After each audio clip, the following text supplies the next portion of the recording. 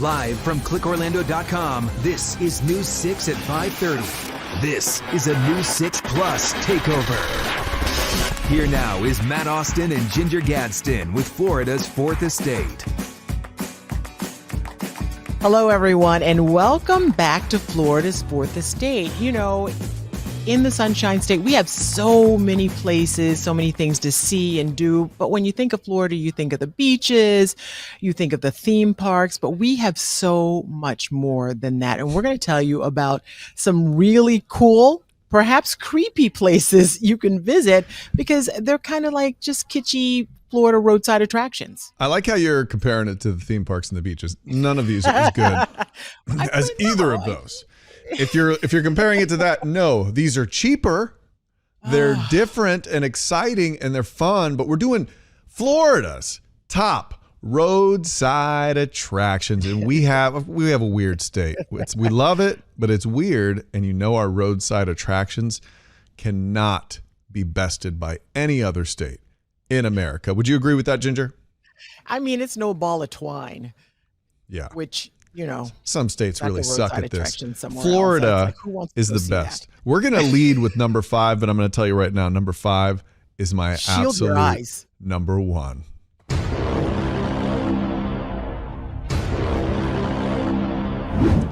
Okay, did you know that the doll responsible for the amazing, critically acclaimed film Chucky is right from Florida? In fact, this doll is from Key West, and it's called Robert the Doll. I'm going to show you this Facebook page, which Robert the Doll has, okay?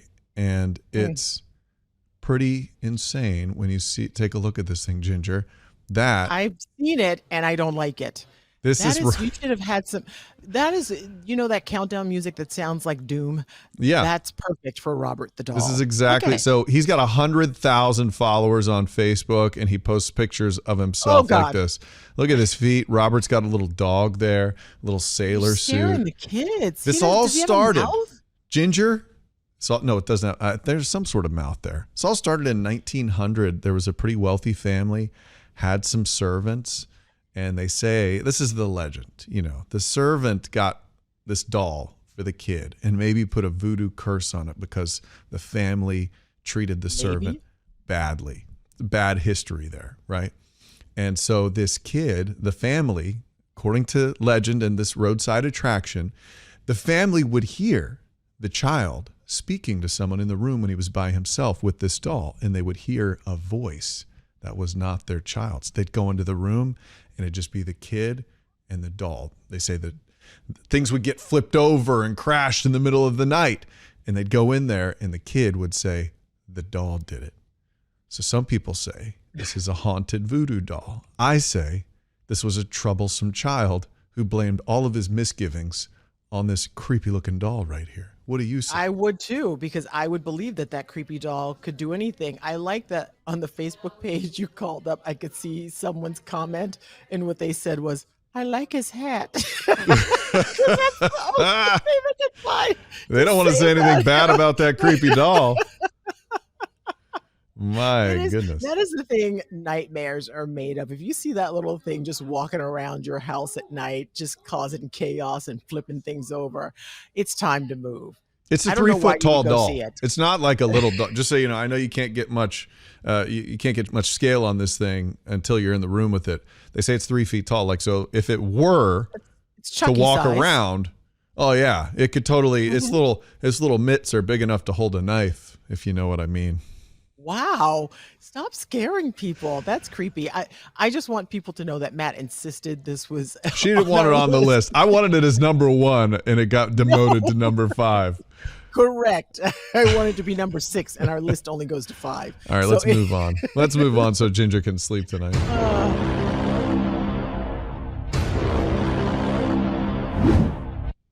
Here's something everyone can get on board with. There's a place in Plant City. I absolutely love it. When I lived in Tampa, I would go there all the time. I would take some kids there when I did a segment called Wednesday's Child. And every child loved it. It's called Dinosaur World. And they have more than 100 of these life-size dinosaurs that kids can walk around, they can touch, they can sometimes climb or whatever and learn about these dinosaurs. I mean, it's not like an amusement park with rides or anything like that, but it's educational. I love that it's kind of Jurassic Park like, and they have areas where kids can like kind of skim for dino eggs or whatever. It is really entertaining. And if you've ever driven past it, if you're on I-4 and you're going from Orlando to Tampa or vice versa, you can't miss it because it has these giant dinosaurs outside the wall. And you're like, what is that? It's Dinosaur World. And it really is. It's not creepy. Let's just point that out. So it's not as fun. As Whatever. Robert the It's a Doll. lot of fun. No, nothing's going to be that much fun, Matt. But I loved it. And kids, I don't know a kid who's not interested in dinosaurs, big and small kids. So it's just one of those places where, okay, let's go. And it's got some inside areas too. So if it's too hot, because Florida tends to be warm, you can go inside for a minute and cool off. But the kids just love it. And they know more facts about dinosaurs than you can ever dream of. So it's not going to keep you up at night. City. I've driven past it many times. They have like a big giant Tyrannosaurus Rex out there right off I-4. Mhm. I've seen it. It doesn't really appeal to me to go look at big fake dinosaurs. So Because you want to see a little 3-foot tall fake doll. Okay. yeah. All At right. least there's a Fine. story. There's a story behind it getting me going. You know what I'm saying? These dinosaurs. I know dinosaurs. weird. I'll go watch Jurassic Park, but it's fun. You're whatever. saying the kids did like it when you took them. They loved it every single time. Every single time. Okay.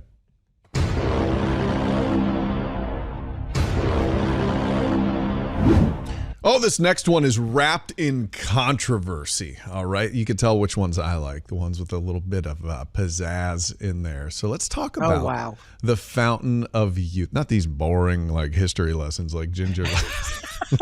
Whatever. This one does have some history, though. Okay, so we're talking about the Fountain of Youth in St. Augustine.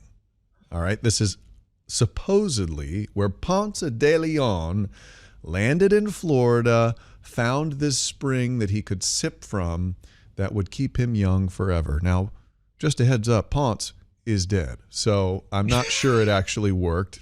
And many tourists come to check this place out that claims to be what Ponce de Leon was looking for, the Fountain of Youth.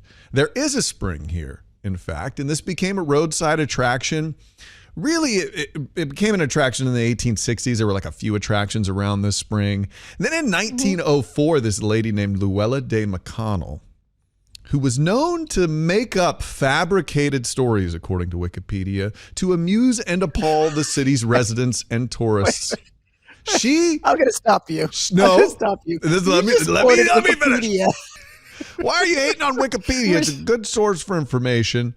I'm just saying that this was just a normal roadside attraction until like 1904. And then a lady who had a very good sense for branding and a little flair with the imagination said, let's call this the Fountain of Youth. And it turns out, here's the craziest thing about this attraction. It's not true because you can drink the water and you're not any younger. You're still an old catcher's mitt when you look in the mirror. So how do they keep on selling tickets to this thing? Talking to right now, like an old catcher's mitt. What? You look in the mirror. You're still wrinkled. I'm still wrinkled up, Listen. Not only did I drink the Kool-Aid, I drank the water, and I would like to say I'm 150. So. Take that. No, I believed it all. I bought the water. You bet. You friends. went and you bought the water and bought it for other people? Yeah, I bought it for myself. I bought it for some sisters. I mean, you are have such a sucker. You know that? No, I'm not. It was delicious. It's fine. It's fine. It's fine, everybody. Good. You do look way younger than I do. You just stop. I'll give you that. Well, I don't know. You just referred to a catcher's mitt. Something leathery. I was talking about leathery old Matt. If I drink it, I'm still going to look like a catch. Let's move on. Our top 5 list of roadside attractions continues after the break. Stay with us as we take a deep dive into the water with mythical creatures and inside one of Florida's scientific marvels.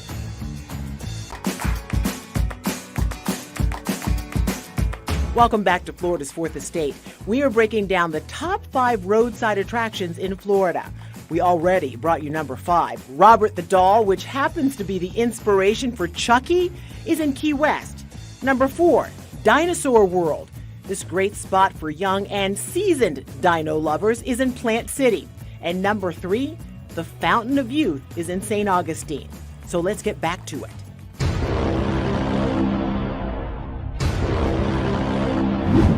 All right, this one's really cool too. So you can head over to Weeki Wachee and check out some mermaids as a very fascinating roadside attraction. I was curious about how all this came about and looked it up, and it turns out a gentleman back in 1947, he was a Navy guy? This is a Navy guy. He trained with the SEALs, and he figured out a way to give these mermaids a hose.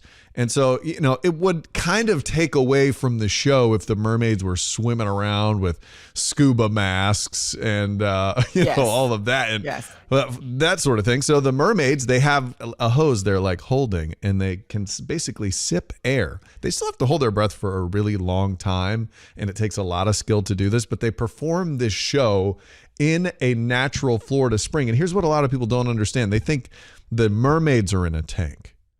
No, the humans are in the tank. Okay, this is a natural spring in which they carved out the side and then put in glass.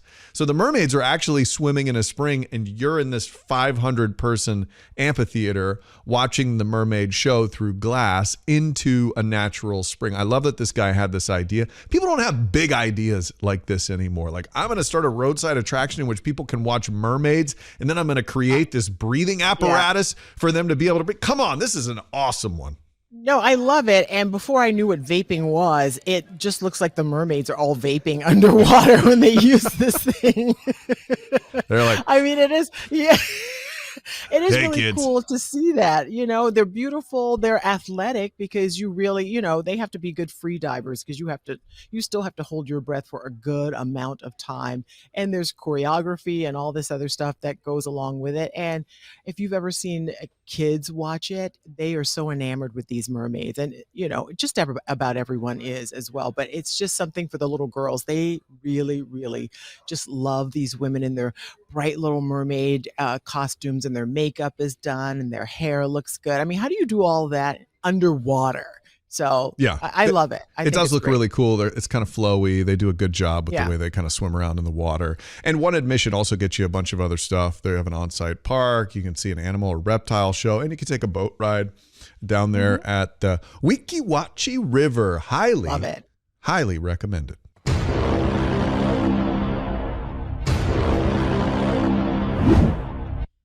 Okay, this is the correct number 1, not Robert the Doll. This place I've been to a couple of times. It's in South Florida. I believe it's in Homestead. And it has such an air of mystery surrounding it. Some people think it's a supernatural place, and others think it's just the way the earth is designed. It's called Coral Castle. And the sad story behind it is this guy, he's from Latvia. His name is Edley Scallion, right? And so he built this place by himself. It took him, he died while he was still building it, by the way.